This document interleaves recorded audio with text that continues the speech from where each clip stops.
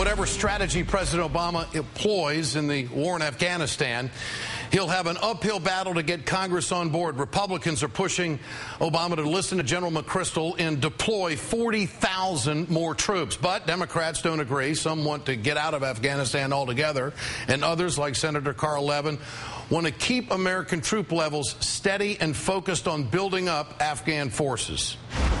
I had a personal conversation with McChrystal, and what he says is that you want to find ways of showing resolve to the people of Afghanistan. I say focus on the Afghan forces, the Army, faster, larger, better equipped. Why don't we have a great plan to ship equipment from Iraq to Afghanistan? We ought to do that to strengthen the Afghan Army. So there's a lot of ways to show resolve other than more and more combat force. And Senator Carl Levin, Democrat of Michigan and chairman of the Senate Armed Services Committee, joins us now here on the Ed Show. Senator, great to have you with us tonight. Great to be with you, Ed. There's a report out there that 13,000 troops are going to get the call to go to Afghanistan. Can you confirm that, or where do you stand on that if you know it to be true? Well, the 13,000 that was reported this morning's Post, the Washington Post, if that's what you're referring to, yes, is not on top of the 68,000 that the president has set as his troop level by this December. It is part of that.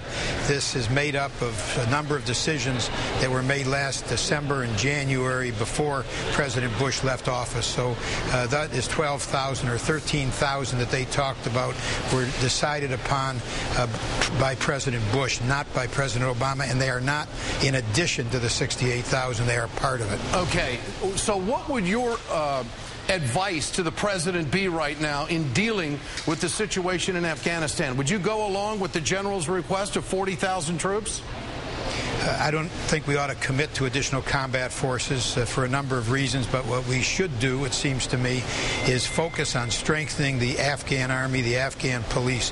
The resolve that the piece that you showed that I was referring to is important, but there's a lot of ways of showing resolve other than combat forces. For instance, you can send, and we should send, additional trainers, and NATO should send additional trainers. The equipment that I referred to, we ought to have a major program for shipping equipment from Iraq to Afghanistan to help strengthen the Afghan Army. We should have a plan for bringing into the Afghan life those lower-level local Taliban people who are not there because of religious fanaticism as part of the Taliban. They're there because they're on the payroll. Just the way in Iraq we were able to switch 100,000 young Iraqis called Sons of Iraq onto the government payroll and our payroll for a while. I think we could do the same in Afghanistan, but we need a plan, Ed. We don't have that plan. Okay, and Senator, from what you have just suggested, it sounds like you believe that we're going to be in Afghanistan for a long time, no matter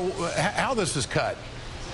Well, we're going to be in Afghanistan for a while, but what's critical here is the strategy. And you know, people say, do you go along with General McChrystal? People ought to read what General McChrystal had to say in toto, not just that one little specific reference. In total, he says, first, adopt a strategy. Don't focus on troop level. Those are his words. Don't focus on the troop level. You'll be making a bad mistake. First, adopt the strategy. Then talk about resources. What he also said is it is worth deliberating on this. You should not rush into this, and don't worry about taking a reasonable amount of time to get it right. That's also McChrystal saying that as well. So, Senator, are you taking issue with the White House tonight that they, 9 months, 10 months into this presidency, they have not been clear with a strategy on Afghanistan, and they better get it together? No, I think they had the strategy in March, which was basically to add 21,000 troops to get them through the election. They were then hoping that the election would be a major turning point for the good in Afghanistan. As it turned out, we've got an election where there's significant evidence of fraud, which only complicates the consideration of the president. So more troops is not the answer, in your opinion. More combat troops, I don't think should be the answer, but we should have a surge of Afghan troops, Afghan police. And do they have the will to do that? They do. The Afghan army is a fighting army. They actually fought the Russians very hard. They got the willpower. They've got the support of the public. The Afghan army is the one institution in Afghanistan that has very strong public support. Let me take your pulse, Senator. If there was a vote in the Senate today on to send more troops to Afghanistan and the number's 40,000, do you think that would pass? I just could not predict whether it would pass or not. I think it would depend on the arguments which were presented and perhaps as to whether or not we have the results of the election. It is a very complicating matter and factor. We should know by the end of this week whether there's going to be a runoff or not. But it's very difficult to predict, and it would depend upon the rationale. It would depend to a large extent not just upon McChrystal, who obviously you want to give great consideration to, but also we got a Secretary of Defense who has great respect around here as well. He is the commander of McChrystal. We've got another commander there, Chairman of the Joint Chiefs, Mullen. Sure. We want to listen to him as well before they give their advice to the president. So it's not just McChrystal and troops. It's much more complicated than that. There's a chain of command, and even McChrystal is saying focus first on strategy. Senator Levin, good to have you on tonight. Thanks so much. Thanks, Ed. Chairman of the Senate Armed Services Committee, Carl Levin from Michigan, with us tonight here on the Ed Show.